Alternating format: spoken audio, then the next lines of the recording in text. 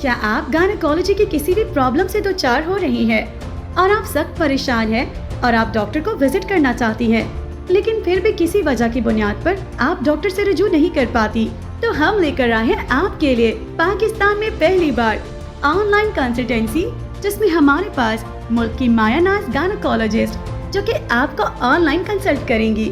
आपके mobile number पर आप चाहें तो अपना नाम जाहिर करें, चाहे ना करें, इससे कोई फर्क नहीं पड़ता, क्योंकि हमारा मकसद आपके मर्ज का हल निकालना है। तो अभी फोन उठाएं और व्हाट्सएप बटन पर क्लिक करके हमसे राब्ता करें। For online clinical appointments contact +92 321 5146 590। अस्सलाम वालेकुम। सना क्लिनिक के प्लेटफॉर्म से आज हम एक और टॉपिक पे बात करेंगे, जो है कि फ़ीमेल बॉडी में क्या क्या चेंजेस होती हैं आफ्टर सेक्स। उसके बारे में आज हम बात करेंगे।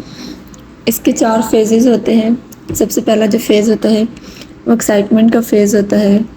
उसमें हार्ट रेट इंक्रीज़ होता है, एक एक्साइटमेंट्स होती है फर्स्ट टाइम। फीमेल को मेल को दोनों को हार्ट रेट इंक्रीज़ होता है, बीपी इंक्रीज़ होता है।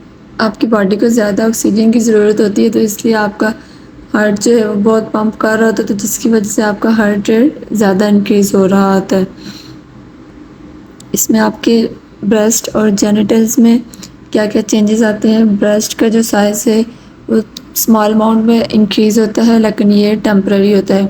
और जो निपल्स होते हैं वो इरेक्ट हुए हुए होते हैं। जेनिटल आपकी जो वजाइना होती है वो स्वेल हो जाती है थोड़ी बहुत नॉर्मल से। उसके बाद आपका जो सेकंड फेज़ आता है वो प्लेटो आता है। उसमें ये होता है कि आपका लुब्रिकेंट वजाइना से इट्स नेचुरल लुब्रिकेंट रिलीज़ हो रहा होता है। वो वजाइना की कंट्रैक्शन और रिलैक्सेशन की वजह से हो रहा होता है। उसमें आपका बीपी, हार्ट रेट, पल्स सब कुछ आपका ज़्यादा हो रहा होता है। उसके बाद थर्ड फेज़ जो होता है वो होता है क्लाइमैक्स। क्लाइमैक्स फेज़ में होता है कि पीक लेवल पे एक्साइटमेंट गई हुई होती है। आपका हार्ट बॉडी फुल बॉडी आपकी सही एफर्ट कर रही होती है। एक एक्साइटमेंट का लेवल होता है, उसमें आपकी वजाइना रिलैक्स कंट्रैक्ट हो रही होती है, पीक पे गई हुई होती है। और एक्साइटमेंट में जो आपका हार्मोन रिलीज़ हो रहा होता है, ऐसी एफर्ट में वो ऑक्सीटोसिन होता है। This is happy hormones.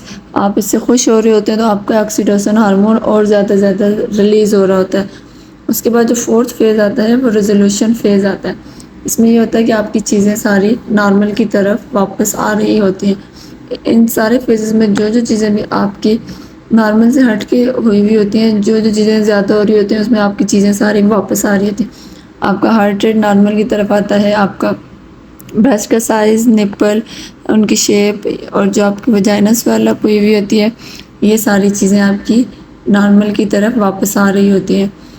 अब एक बहुत ही कॉमन सा क्वेश्चन होता है कि ऐसा कोई वजाइनल टेस्ट है, वर्जिनिटी टेस्ट है, जिससे पता चल सके कि वर्जिन है या नहीं।